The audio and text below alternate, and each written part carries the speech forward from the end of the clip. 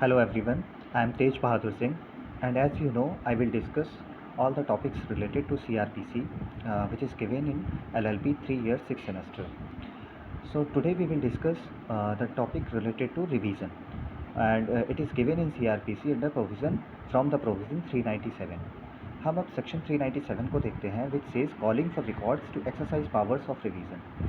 देखिए रिवीजन की पावर होती किसके पास है, सबसे पहले इसको समझते हैं। तो under section 397 it says that कि रिवीजन की पावर हाई कोर्ट और सेशन जज को दी गई है कि हाई कोर्ट और सेशन जज किसी भी क्रिमिनल केस का रिवीजन कर सकते हैं। लेकिन अब यहाँ क्वेश्चन आता है कि किस तरह के क्रिमिनल केस का वो रिवीजन कर सकते हैं।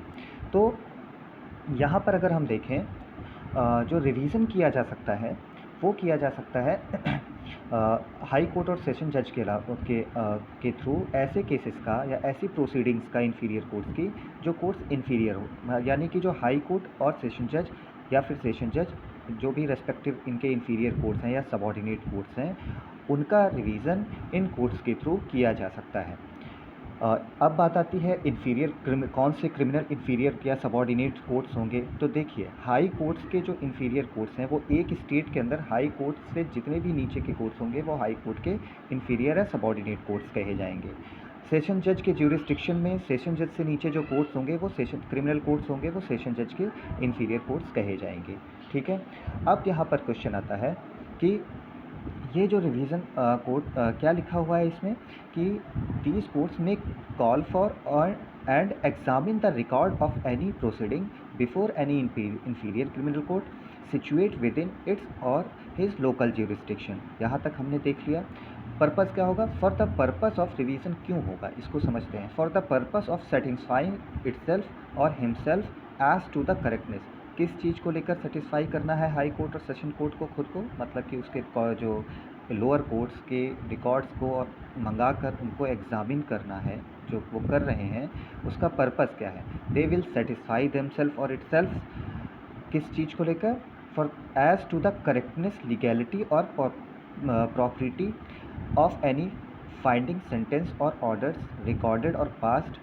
मतलब कि अगर कोई लोअर कोर्ट या इन्फीरियर कोर्ट के थ्रू कोई सेंटेंस या ऑर्डर पास किया गया है या रिकॉर्ड किया गया है तो उसकी करेक्टनेस और लीगैलिटी को लेकर हाई कोर्ट या सेशन कोर्ट जो भी हैं वो इन्फीरियर कोर्ट्स के रिकॉर्ड्स को लेकर रिवीजन और एग्जामिन कर सकते हैं। ठीक है, and may when calling for such record and as to the regularity of any proceeding of such inferior court. और वो ये भी देख सकते हैं हाई कोर्ट या सेशन कोर्ट अपने रेस्पेक्टिव इन्फीरियर कोर्ट में कि उनकी जो प्रोसीडिंग हुई है क्या वो रेगुलरिटी उसकी लीगल रही है। ठीक है, उसके अलावा and may when calling for such record direct that the execution of any sentence और ऑर्डर बी सस्पेंडेड। और हाई कोर्ट जब रिवीजन कर रहा है या सेशन कोर्ट जब रिवीजन कर रहा है तो ये भी ऑर्डर दे सकते हैं कि जो भी सेंटेंस लोअर कोर्ट के थ्रू दी गई है जिस केस का ये रिवीजन कर रहे हैं, मान लीजिए उस केस में कोई सेंटेंस दी गई है किसी एक्यूज्ड को, तो वो सेंटेंस जब तक रिवीजन नहीं हो जाता तब तक सस्पेंड रहेगी। या ये भी कह सकते हैं कि मान लीजिए वहाँ एक्विटल हो गया है किसी एक्यूज्ड का तो वो कन्फाइनमेंट में रहेगा, या फिर अगर उसे मान लीजिए छोड़ा जाता है उसे तो फिर क्या होगा, या फिर ही बी रिलीज्ड ऑन बेल। मतलब कि अगर लोअर कोर्ट ने कोई मान लीजिए कोई पनिशमेंट दी है, कोई सेंटेंस दी है एक्यूज्ड को, तो उस सेंटेंस के एग्जीक्यूशन को सस्पेंड रखा जा सकता है जब तक रिवीजन चल रहा है लोअर हाई कोर्ट या सेशन कोर्ट के थ्रू। या फिर अगर वो मान लीजिए उसे एक्विटल मिला हुआ है तो उसे कन्फाइनमेंट पे डालने का ऑर्डर कर सकता है हाई कोर्ट या सेशन कोर्ट जो भी रिवीजन कर रहा है। और मान लीजिए वो कन्फाइनमेंट में है किसी लोअर कोर्ट के ऑर्डर के थ्रू, तो फिर उसे ये बेल पर छोड़ भी सकता है। ठीक है, ये सारा कुछ करेगा जो सेशन कोर्ट या हाई कोर्ट, ये सारे रिकॉर्ड्स को एग्जामिन करने के बाद करेगा। ठीक, now we come to the explanation. इसमें एक्सप्लेनेशन ये कहता है कि सारे मजिस्ट्रेट्स चाहे वो एग्जीक्यूटिव हो या फिर वो जुडिशियल हो, ठीक है, जो भी चाहे वो जो भी जहाँ जो मजिस्ट्रेट्स वर्ड जहाँ पर लिखा हुआ है तो वहाँ पर उसको एक्सप्लेन किया गया है और ये कहा गया है कि सारे मजिस्ट्रेट्स अंडर चाहे वो एग्जीक्यूटिव हो, चाहे जुडिशियल हो, चाहे वो ओरिजिनल ज्यूरिसडिक्शन अपना एक्सरसाइज कर रहे हो या फिर एपलेट ज्यूरिसडिक्शन एक्सरसाइज कर रहे हो, वो सारे मजिस्ट्रेट्स को सेशन जज के इंफीरियर कोर्ट में सेशन जज से इंफीरियर माना जाएगा for the purpose of section 398। मतलब कि section for the purpose of subsection 1 of 397 या सेक्शन 398 के पर्पज़ से जो भी मजिस्ट्रेट कहीं भी लिखा हुआ है उनको इंफीरियर माना जाएगा सेशन जज से। वो मजिस्ट्रेट चाहे जुडिशियल हो, चाहे एग्जीक्यूटिव हो, चाहे वो मजिस्ट्रेट ओरिजिनल ज्यूरिसडिक्शन एक्सरसाइज कर रहा हो या फिर वो मजिस्ट्रेट एपलेट ज्यूरिसडिक्शन एक्सरसाइज कर रहा हो, इट डजेंट मैटर, वो सेशन जज के इंफीरियर ही माना जाएगा for the purpose of this सब clause 1 and for the purpose of section 398। इसके बाद अगर हम देखें ये सब क्लॉज 2 क्या कहता है, इसका सब क्लॉज 2 कहता है कि जो भी रिवीजन की पावर सेशन और हाई कोर्ट को दी गई है, वो पावर किसी भी अगर अपील है, मान लीजिए कोई इंक्वायरी है और कोई ट्रायल है, ट्रायल या और अदर प्रोसीडिंग चल रही है, उसके इंटरलोक्यूटरी ऑर्डर पर अप्लाई नहीं होगी। यानी कि इंटरलोक्यूटरी ऑर्डर पर रिवीजन नहीं किया जा सकता, फाइनल ऑर्डर पर ही रिवीजन होगा। अब आते हैं सब क्लॉज 3 पर। It says if an application under this section has been made by any person either to the high court or to the session जज, no further application by the same person shall retain by the other of them. मतलब कि मान लीजिए कोई application revision की high court में file की गई, ठीक है, किसी पर्सन ने फाइल करी, तो फिर वही एप्लीकेशन वो सेशन जज के पास नहीं फाइल कर सकता, सेशन कोर्ट में। और अगर किसी ने सेशन कोर्ट में फाइल करती है तो हाई कोर्ट में नहीं फाइल कर सकता। तो एक ही कोर्ट पर रिवीजन की एप्लीकेशन फाइल करनी है, ठीक है। ये सेक्शन हमने लास्ट क्लास में भी डिस्कस किया था।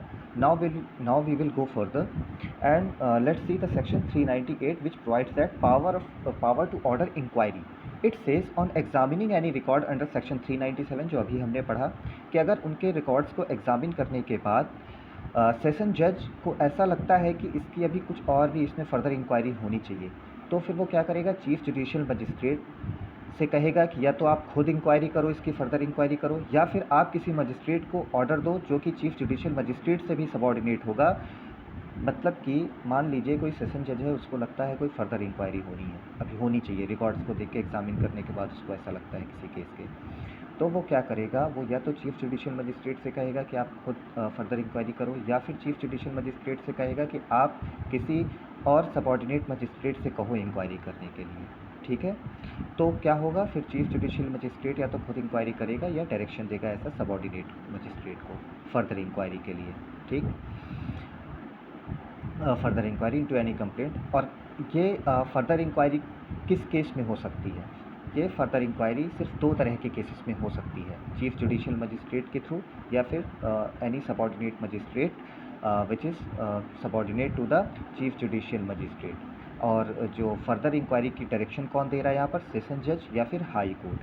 तो ये जो फर्दर इंक्वायरी की बात की जा रही है, ये सिर्फ 2 केसेस में ऐसे डायरेक्शंस दिए जा सकते हैं, जब एक कंप्लेंट डिसमिस कर दी जाए अंडर सेक्शन 203 या फिर subsection 4 of section 204। Section 203 talks about dismissal of complaint और सबसेक्शन 4 ऑफ सेक्शन 204 कहता है कि अगर कहीं इशू ऑफ प्रोसेस की बात की गई है सेक्शन 204 में, वहाँ पर ये बात की गई है कि अगर कोई मान लीजिए प्रोसेस फीस लगती है, कोर्ट फीस लगती है, किसी भी अदर तरीके की फ़ीस लगती है प्रोसेस इशू प्रोसेस में, और वहाँ पर वो फीस कंसर्न पर्सन ने नहीं सबमिट करी है, तो वहाँ पर कंप्लेंट को डिसमिस कर दिया जाएगा। यानी कि 203 और 204 बेसिकली 204 का सब clause 4 basically dismissal of complaint की बात करते हैं। अगर ऐसा कोई भी कंप्लेंट डिसमिसल होता है, वहाँ पर फर्दर इंक्वायरी का order through revision high court या सेशन जज दे सकता है, और वो फर्दर इंक्वायरी कौन करेगा, चीफ जुडिशियल मजिस्ट्रेट या तो खुद करेगा या फिर सबॉर्डिनेट मजिस्ट्रेट करेगा, जो कि चीफ जुडिशियल मजिस्ट्रेट से सबॉर्डिनेट होगा। Okay, let's see what proviso says. Provided that no court shall make any direction under this section for inquiry into the case of any person who has been discharged unless such person had। मतलब कि इस case में बस proviso में ये बात कही गई है, आप इतना समझ लीजिए कि मान लीजिए कोई इंक्वायरी का डिसीज़न दिया जा रहा है। अब वहाँ पर देखिए जो पर्सन था, अगर जब फीस नहीं सबमिट हो पाएगी या डिसमिसल ऑफ कंप्लेंट होगा, तो इससे फ़ायदा किसको होगा, एक्यूज्ड को होगा, उसे डिस्चार्ज कर दिया जाए। तो यहाँ पर ये कहा गया है कि अगर फर्दर इंक्वायरी का आदेश दिया जाता है और इसका मतलब कंप्लेंट रजिस्टर करने की बात भी होगी। तो वहाँ पर एक्यूज्ड जिसको डिस्चार्ज किया गया है उसे एक मौका दिया जाएगा ताकि वो इंक्वायरी डायरेक्शन ना हो, इसके लिए उसे सुना जाएगा। मतलब कि इंक्वायरी डायरेक्शन देने से पहले, फर्दर इंक्वायरी डायरेक्शन देने से पहले एक्यूज्ड को एक बार सुना जाएगा ताकि वो अपना केस रख सके। और अगर अपना केस वो किस लिए रखेगा, ताकि फर्दर इंक्वायरी ना हो। ठीक है, तो ये राइट है एक्यूज्ड पर्सन का कि उसे सुना जाए फर्दर इंक्वायरी के आदेश देने से पहले। इसके बाद 397 talks about 399 talks about session जज पावर ऑफ रिवीजन। तो रिवीजन की सेशन जज की क्या पावर होती है रिवीजन की। ठीक है, बेसिकली आप अगर इन शॉर्ट में कहें तो जो पावर हाई कोर्ट की होती है वही सेम पावर सेशन जज के की भी होती है। ठीक है, फिर भी देख लेते हैं जनरली इस सेक्शन में इन जनरल सेंस यही बात कही गई है। लेट्स सी क्या कहा है। In the sub clause 1 says in the case of any proceeding the record of which has been called for by himself, the session judge may exercise all or any of the powers which may be exercised by the High Court under subsection 1 of section 401। मतलब कि किसी भी proceeding के records को मंगाने के लिए, ठीक है, जो पावर हाई कोर्ट को सेक्शन 401 सब क्लॉज 1 में दी गई है, रिवीजन के केस में हाई कोर्ट जब किसी भी सबॉर्डिनेट कोर्ट के रिकॉर्ड्स को मंगा सकता है, उसी तरह सेशन जज भी किसी भी अपने सबॉर्डिनेट कोर्ट को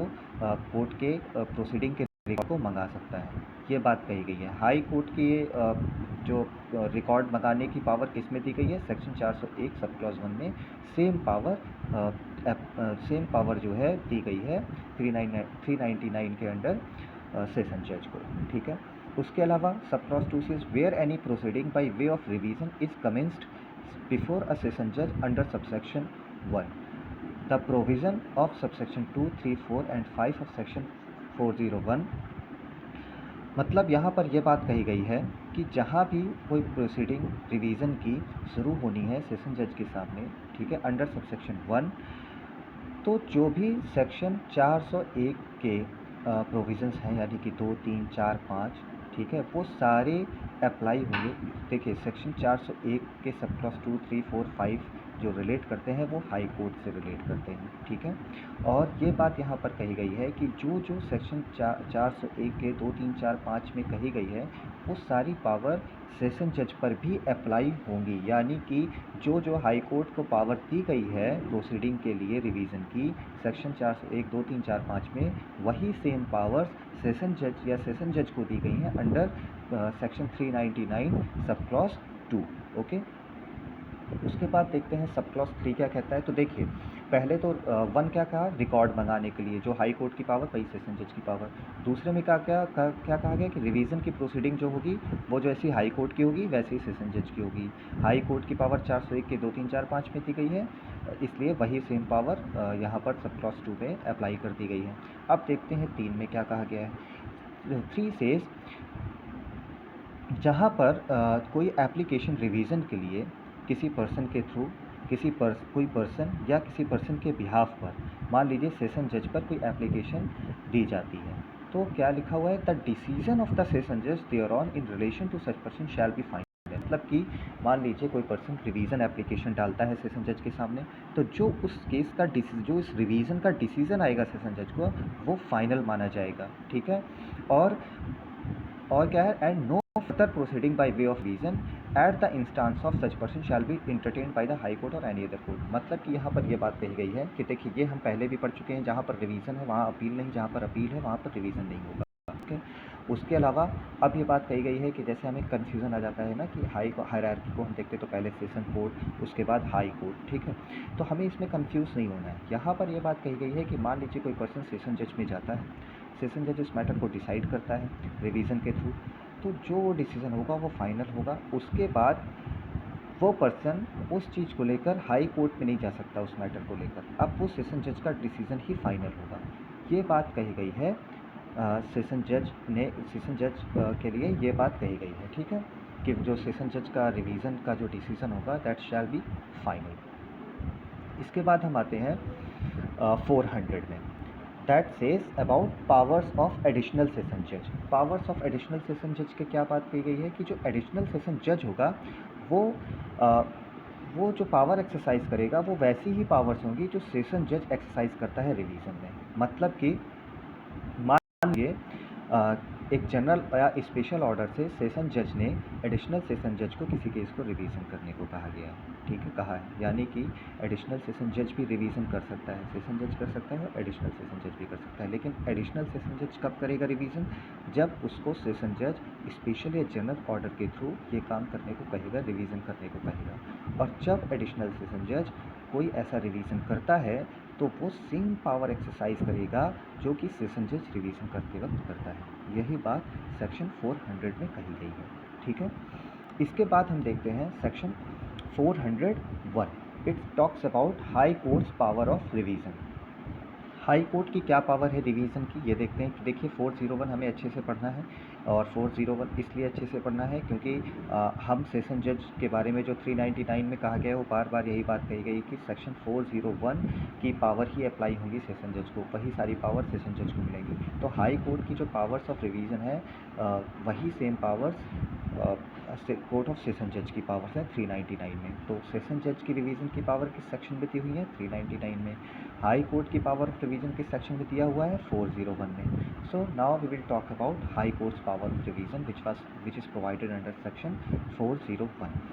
Sub clause 1 says, in case of any proceeding the record of which has been called for by itself or which otherwise comes to its knowledge, the High Court may in its discretion exercise any of the powers conferred on a court of appeal by section 386, 389, 390 and 391 यहाँ पर, और a court of session by section 307। देखिए यहाँ पर ये बात कही गई है कि मान लीजिए हाई कोर्ट अपनी रिविजनल पावर को लेकर, जो कि सेक्शन 397 में दी हुई है, कि अगर वहाँ पर मान लीजिए हाई कोर्ट क्या करता है, किसी रिकॉर्ड को या किसी केस की प्रोसीडिंग के रिकॉर्ड को मंगाता है और उसको एग्जामिन करने के लिए मंगाता है, ठीक है। दो तरह से कोर्ट मंगा सकता है उसके रिकॉर्ड को। एक तरीका ये है कि वो खुद उसके रिकॉर्ड को मंगाए, दूसरा तरीका ये है कि उसको कहीं से ये जानकारी मिले कि कहीं कुछ गलत हो रहा है और वो उसके रिकॉर्ड को मंगा ले। देखिए क्या लिखा हुआ है, in the case of any proceeding the record of which has been called for by itself, जिसका रिकॉर्ड खुद जो है हाई कोर्ट ने मंगाया हो, or which otherwise comes to its knowledge, या फिर क्या उसको जो केस के में जो भी हो रहा है, जो पर्पस हमने आगे पढ़ा था, पीछे पढ़ा था, उस पर्पस यानी कि मान लीजिए कहीं इलीगैलिटी हो रही है, प्रॉपरली प्रोसीडिंग नहीं चल रही है, अगर उसको ऐसी जानकारी कहीं और से मिलती है, कहीं से भी, क्या लिखा हुआ है, otherwise comes to its knowledge, वो कहीं से भी मिल सकती है, जिसे हम स्वतः संज्ञान कहते हैं, आपने देखा होगा। तो वहाँ पर वो नॉलेज देखिए, एक तो वो खुद रिकॉर्ड के लिए कब मंगाएगा, जब एप्लीकेशन आएगी उसके पास, या फिर उसको कहीं और से जानकारी मिलती है। तो हाई कोर्ट क्या कर सकता है, वहाँ पर वो सारी पावर एक्सरसाइज कर सकता है रिवीजन प्रोसीजर में, जो पावर्स कोर्ट ऑफ अपील को अंडर सेक्शन 386 मिलती हैं। यानी कि अंडर सेक्शन 386 क्या बात करता है, powers of the appellate court, ठीक है। उसके अलावा 389 में जो पावर्स हैं, 389 बात करता है suspension of sentence pending the appeal, ठीक है, या फिर release of appellant on bell, जबकि जब स्टेट जो है जो सस्पेंशन होता है सेंटेंस का, उस केस में जो अपील की जाती है, या फिर जब एक्यूज्ड को बेल पर छोड़ दिया जाता है तो उसके अगेंस्ट जो अपील होती है, वो 389 उस बारे में बात करता है। 390 किस बारे में बात करता है कि arrest of accused in appeal from acquittal, मतलब कि एक्विटल के अगेंस्ट जो अपील करता है स्टेट, वो 390 में है।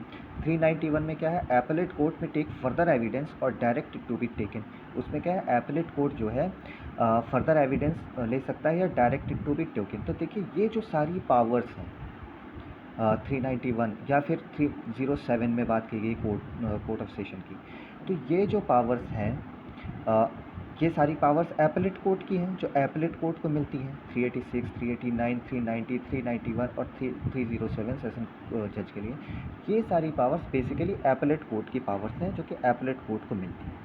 यहाँ पर ये कहा गया है कि अगर हाई कोर्ट रिवीजन की पावर यूज़ कर रहा है, ठीक है, तो क्या होगा, वहाँ पर वो सारी एपेलेट कोर्ट की पावर्स को इस्तेमाल कर सकता है, ठीक है। वहाँ पर इसका मतलब जो भी एपेलेट कोर्ट की जो भी सारी सेक्शंस की पावर है, उन सारी पावर्स को वो यूज़ कर सकता है, ठीक है। एंड व्हेन द जजेस and when the judges composing the court of revision are equally divided in opinion, the case shall be disposed of the manner provided by section 392। बस सिंपल सा आप समझिए 392 में हमने ये डिस्कशन किया था कि जब भी एपलेट पावर, मान लीजिए कोई बेंच होगी, जजेस की बेंच ऑफ जजेस है, 2 जजेस बेंच है, वो इक्वली डिवाइडेड है, तो वहाँ पर क्या होगा, एक तीसरे जज को ये केस रेफ़र किया जाएगा और जो उसका ओपिनियन होगा उसी ओपिनियन को फॉलो किया जाएगा। रिवीजन में भी यही बात कही गई है कि मान लीजिए रिवीजन में कोई बेंच ऑफ जजेस है और वहाँ पर उनमें इक्वली डिवाइडेड हो गया ओपिनियन रिवीजन के केस में, तो वहाँ पर भी वही सेक्शन 392 ही अप्लाई होगा, यानी कि वहाँ पर भी एक तीसरे जज को रेफ़र किया जाएगा और जो तीसरे जज का ओपिनियन होगा वही एप्लीकेबल होगा। ठीक है, यही बात कही जा रही है इसमें भी। तो एपलेट रिवीजन के केस में हाई कोर्ट के पास सारी एपलेट पावर्स होती हैं, एपलेट कोर्ट की जो पावर्स होती हैं सारी पावर्स होती हैं। ठीक है, 392 के अंडर जो इक्वली डिवाइडेशन वाला ओपिनियन होता है जज का, वो भी यूज़ कर सकते हैं रिवीजन में। और एक बात और कि जो ये सारी पावर्स हैं ये सारी हाई कोर्ट के पास होती हैं। अब आप ध्यान दीजिए 399 में सेशन जज के लिए क्या कहा गया था, ये कहा गया था ना कि 30401 में जो हाई कोर्ट के पास पावर्स होगी वो सारी सेशन जज के पास भी पावर्स होगी। इसका मतलब ये जो सारी पावर्स दी गई हैं 401 में कि एपलेट कोर्ट की पावर और ये सारी पावर्स सेशन जज भी यूज़ करेगा। ठीक है, क्योंकि ये 399 सेक्शन 399 कहता है। इसके बाद हम देखते हैं सब क्लॉज 2 इसका क्या कहता है। Sub clause 2 says no order under this section shall be made to the prejudice of the accused or other person unless he has had an opportunity of being heard either personally or by pleader on his own defense। मतलब कि यहाँ पर ये बात कही गई है कि एक्यूज्ड के प्रेजुडिस पे कोई भी ऑर्डर तब तक नहीं रिवीजन में पास किया जाएगा इस सेक्शन के अंदर जब तक कि उसे एक अपॉर्चुनिटी नहीं दी जाएगी कि वो अपनी बात रखे। ठीक है, तब तक उसके अगेंस्ट या उसके प्रेजुडिस में कोई भी डिसीजन नहीं दिया जाएगा। अब देखते हैं सबसेक्शन 3 क्या कहता है। Nothing in this section shall be deem to authorise a high court to convert a finding of acquittal into one of conviction. मतलब कि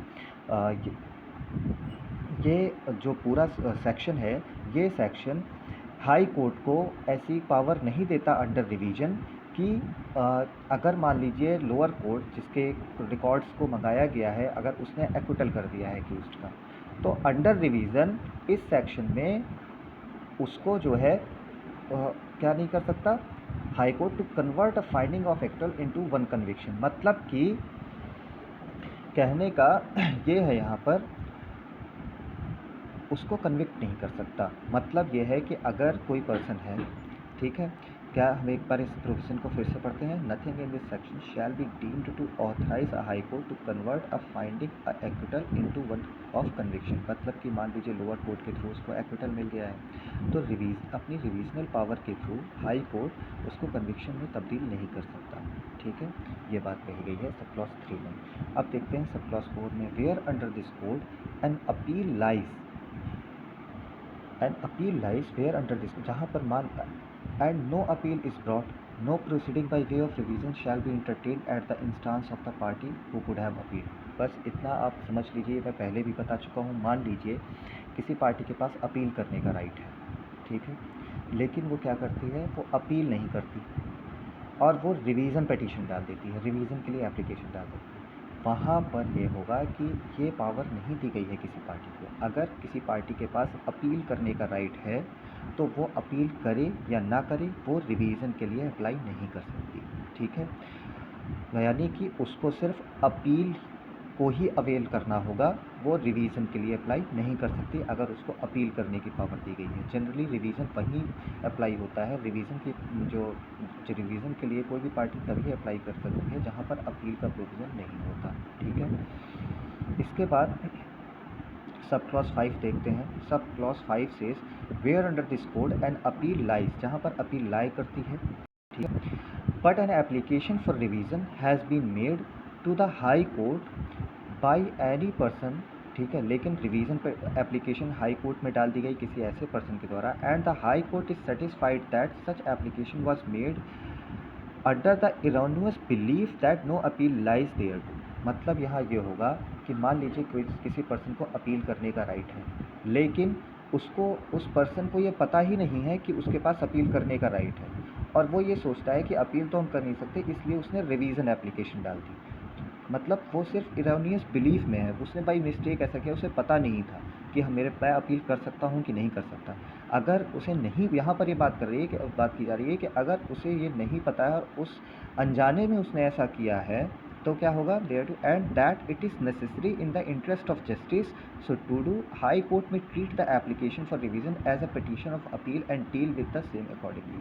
मतलब कि यहाँ पर ये बात कही गई है कि अगर मान लीजिए मुझे अपील करने का राइट है, मैंने अपील नहीं की, लेकिन इसलिए नहीं की क्योंकि मुझे पता ही नहीं था कि मुझे अपील करने का राइट है इस केस में, मैंने क्या किया, सीधे रिवीजन के लिए एप्लीकेशन फाइल कर दी। हाई कोर्ट यहाँ पर एक काम कर सकता है, वो उस जो रिवीजन एप्लीकेशन को एज एन अपील डील कर लेगा, ठीक है, और उसको जो है उसकी हियरिंग वो एक अपील की तरह करेगा और उस केस को अपील की तरह डिसाइड करेगा, ठीक है। ये सारी पावर्स जो दी गई हैं हाई कोर्ट को, ये मत भूलिएगा कि यही सारी पावर्स रिवीजन में सेशन कोर्ट को भी मिली हैं, क्योंकि वहाँ पर हमने क्या पढ़ा था कि जो भी प्रोसीजर है रिवीजन का, जो कि 401 के सब क्लॉज 2, 3, 4, 5 में दिया गया है, वो सारा प्रोसीजर अप्लाई होगा सेशन जज के लिए भी। ये 399 में लिखा हुआ है, ठीक है, और 401 भी अप्लाई होगा सेशन जज के लिए। तो यहाँ पर पावर्स एंड प्रोसीजर दोनों जो हाई कोर्ट की हैं, वो सारी पावर्स किसको मिली, वो सारी पावर्स सेशन जज को भी मिली हुई हैं जब सेशन जज रिवीजन पे केस या रिवीजन की एप्लीकेशन को हियर करता है। Okay, so this is the आज हम लोग यहीं तक देखेंगे। इसमें हमने सेक्शन 397 से स्टार्ट किया and we have completed section 401। Okay, इसके आगे फर्दर अभी और भी सेक्शंस हैं कुछ रिवीजन से related. Okay, we will discuss it in the next lecture. Section 399 को आप हमेशा सेक्शन 401 के साथ पढ़ें। सो आप वहाँ पर लिख भी सकते हैं कि section 399 shall be read with section 401, क्योंकि वहाँ पर पावर एंड प्रोसीजर दिया हुआ है सेशन जज की, और 399 में, और सेक्शन 401 में हाई कोर्ट्स की पावर ऑफ रिवीजन दिया हुआ है। एडिशनल जज की पावर ऑफ रिवीजन किस में दिया हुआ है, सेक्शन 400 में। 398 talks about power to order inquiry, further inquiry की बात सेक्शन 398 में की गई है, ठीक है। और रिवीजन की पावर किसको किसको मिली हुई है, किस किस केस में हो सकती है, मतलब कि कौन कौन कर सकता है, ठीक है, और क्या होता है उसमें, वो दिया हुआ है सेक्शन 397 में। तो आप जो है इनको इसी तरह पढ़ेंगे, बाकी इसके आगे हम लोग कल की नेक्स्ट क्लास में डिस्कस करेंगे। Okay, thank you.